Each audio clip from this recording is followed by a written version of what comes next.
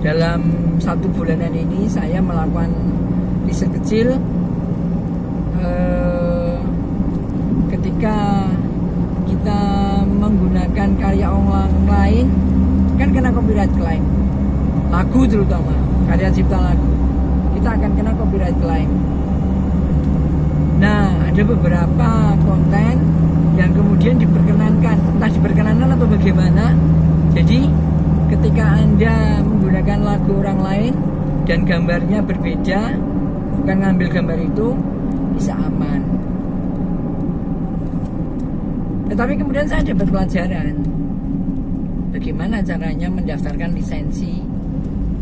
Saya ketemu ternyata agregator. Coba lihat, ketika Anda menggunakan karya orang lain, ada beberapa hukum.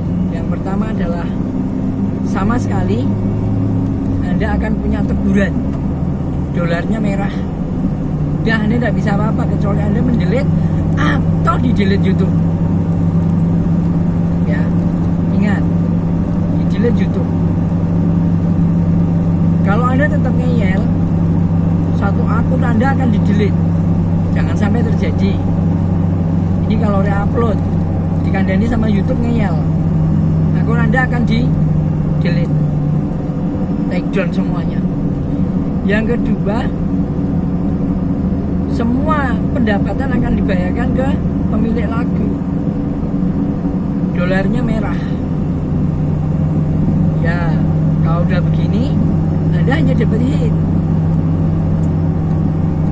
Anda akan hanya dapat hitnya banyak, terkenal. Karena bisa jadi Anda menggunakan karya cipta orang yang sudah terkenal. Mereka tetap memperkenalkan, silakan tidak ditegur, tidak memberikan efek, tetapi sekali lagi pendapatannya lari ke pemilik copyright atau lisensi. Yang selanjutnya adalah sharing. Nah, kalau Anda sharing ini, Anda mengupload dengan gambar yang lain loh ya, jangan gambarnya juga re-upload. Gambarnya lain, Anda akan dapat sharing, juga mengcover lagu. Sharing ya. Sehingga Anda dapat pendapatan, yang punya lagu juga dapat pendapatan. Ini adalah win-win solution. Dan inilah yang dilakukan sekarang para penyanyi-penyanyi berkaliber nasional maupun internasional. Kenapa? Haditnya turut dibayar yuk. Anda siapa? Malah silahkan mau mengcover lagu saya, mau mengambil lagu saya malah dibebaskan. Kenapa? Karena itu tadi, dia tinggal tidur aja dibayari. Nah, saya mulai mencari itu, ternyata ketemunya adalah agregator. Jadi kita bisa mendaftarkan karya cipta kita agar lagu kita itu kemudian dilindungi oleh lisensi. Maka saya mulai membantu teman-teman yang punya lagu yang baru 1, 2, tetapi dia bingung, takut kalau nanti kemudian lagunya diambil orang. Nah, itulah yang saya lakukan. Kemudian ternyata dari situ dialah yang kemudian menjual ke 200 lebih toko musik digital di seluruh dunia dan akhirat. Kalau dulu kan ada produser dan juga ada marketing. Marketing inilah yang kemudian menjual ke toko kaset dan CD di seluruh dunia mungkin ya. Maka penjualan yang berapa kan dapat piringan emas biasanya. Karena penjualannya banyak, kepingnya banyak, kopinya banyak. Sekarang mah beda. Sekarang orang yang viewernya tinggi, nah itu yang akan dapat penghasilan banyak. Maka orang berlomba-lomba bagaimana caranya agar viewernya banyak. Salah satunya adalah ini tadi, masukkan ke agregator. Nah, ketika masuk ke agregator, toko musik-musik itu kemudian dijual ke sana. Misalnya Spotify, Amazon Musik, YouTube Musik, Audiomack, dan banyak lagi. Ada 200-an lebih, minimal 200 di seluruh dunia.